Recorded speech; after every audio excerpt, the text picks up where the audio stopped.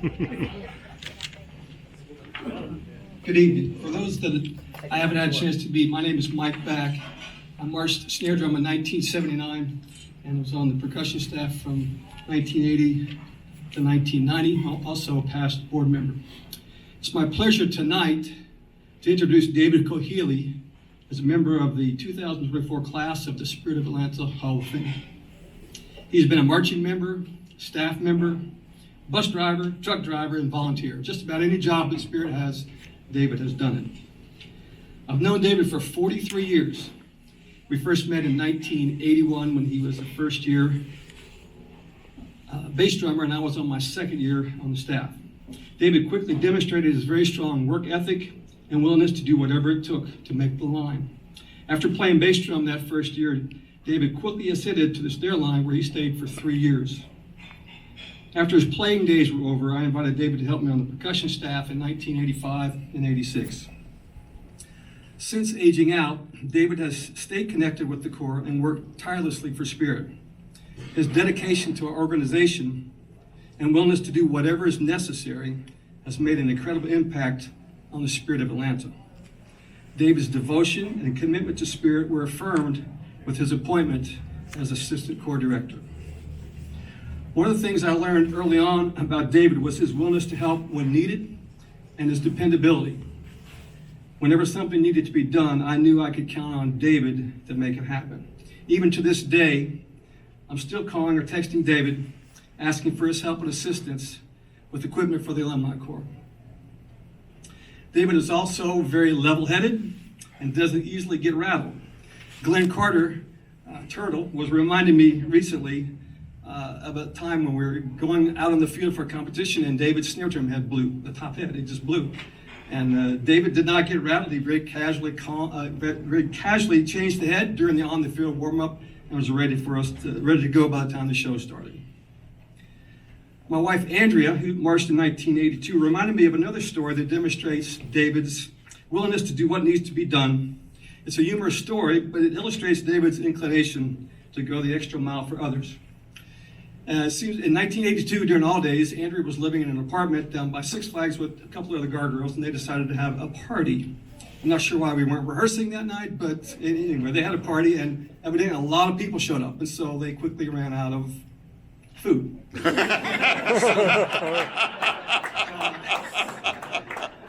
So David was at the party, and his mother had just recently been in town because she volunteered a lot and given David $50 for first tour, his money for tour. And so Andrea and David went to the local gas station, Convenience Mart, and David promptly bought $50 worth of frozen pizza so everybody at the party would have something to eat. So. Nice. David Kohili is a great example to us all when it comes to service to others. His many years of service, as well as his strong leadership, have no doubt helped keep our Corps alive and healthy. It's been a privilege to know David as a student and as a colleague. It's an honor to call him a friend. Ladies and gentlemen, would you please join me in congratulating and welcoming David Kohili into the Spirit of Atlanta Hall of Fame.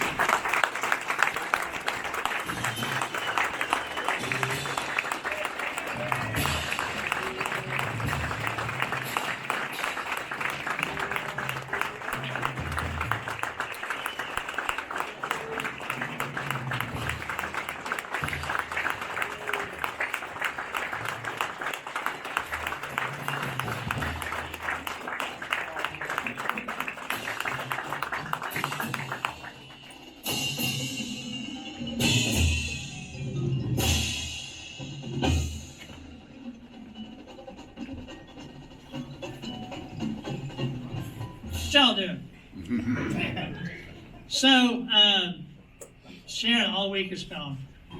You gotta write something down, because I know how you are. You'll ramble. It'll be 30 minutes, and Ross will be yelling at you and all those kind of things. So, I kind of did a little bit. Obsessed would be a word I would use as far as this drum corps is concerned. I grew up 12 miles that way. In my junior and senior year of high school, me and a couple of guys would come down here and watch the drumline practice. Daniel Hammond and all those old guys, which is where I learned how to do this. Right? So, I first saw the Corps in '79, Gadsden, Battle of the Brass. Fell in love with Spirit of Atlanta even before that. Ken Cobalt recordings, the little white cassettes you could get. I played along with those forever, learning all of the Spirit of Atlanta stuff and the Blue Devil stuff. I love Blue Devil stuff, Channel One, all those things. And I got to meet, I was teaching at South Paulding High School about 10 years ago. And the guy walks up and he goes, "Hey, you do drum corps?" I go, "Oh, yeah, I have before." He goes, "Yeah, me too." I said, "Well, where did you march?" He said, "I marched 2 off of Scott Johnson and Blue Devils back in the early 80s. So his name's Charlie Morgan. So we had a Blue Devil guy here and a Spirit guy doing some stuff. So after going and seeing the Corps, I just became more fanatical about learning how to play and do stuff. I don't know if Michelle still has this here, but I took that Delta and cut it out of a piece of wood and painted it, and I kept it in my room because one day I was going to march the Spirit of Atlanta. That was the goal, was to make that happen. So continuing to work and to do, and my audition was in the bottom of Sprayberry High School with Mike and Tom and Randy, and Tom said, "How do you pronounce your last name?" I said, "Kohili." He goes, "Is that Hawaiian? Are you Hawaiian?" I don't know, it's a good Irish name. So anyway, I did the audition. He asked me to play some flam accents, and even though Piedmont was right down the road, I wasn't real versed in rudiments, so I played a really cool right-hand flam accent and a left-handed Swiss, and a right-hand flam accent and a left-handed Swiss, and I got really, really fast, and I thought I was doing great, and then Tom goes, "That's not right." I said, "Okay." So I waited about 2 weeks, got a call from Linda Morris at my house. I'm one of 11 children. 7 of us are here tonight. Yay, Kohilis. And we're a bunch of drummers or chorus people, so we're all doing our thing. So anyway, she called and she said, "Hey, this is Linda with the Spirit of Atlanta. Can I talk to you for a second?" I go, "Yes."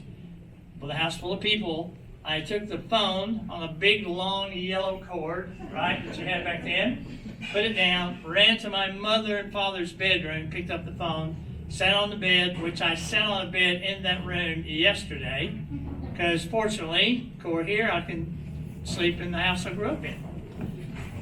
And she told me I was, that they were asking me to come be a part of Spirit of Atlanta. And I could not believe it. And my mom was very excited. My father had passed away the summer before that, so it was just us. Francis, who also is no longer with us, as Mike said, came on the road with us and cooked out of a pot on the sidewalk on the table like food was those days. And we had school back in those days. We practiced Wednesday and Sunday, every Wednesday and Sunday. So I went to my principal and I said, "Hey, on Wednesday, can I leave at the end of 5th period?" Because 6th period was banned. He said, "Yeah, you can go." I told him what it was. So Francis and I would hop in the car and drive from Piedmont to Memorial Drive at the hall. She would sit in the car and write and read books, and I would go in and drum. And then on the way back, we would go grab something to eat, get home, 11 or 12 o'clock at night, whatever. But she did that every time. Because she knew if she turned me loose in a car driving in Atlanta, there's no telling what would have happened. So we did that. She fell in love with the drum corps also, which my family fell in love with the drum corps too. They supported me all those years. They support me now. Michelle and Kay, when I talked him into doing it at Starbucks, we were like, we got to have somebody to cook. So coming from a big family, I thought, well, my sisters probably know how to cook for a big family, so we'll do that. Fortunately, they still speak to me today. After spending that summer on the road, they were awesome. Yes, it is. And she loves that part. Michelle loves that part. She still does it. They're going to come down and hang out with us sometime, I hope. So anyway, the family thing is absolutely true.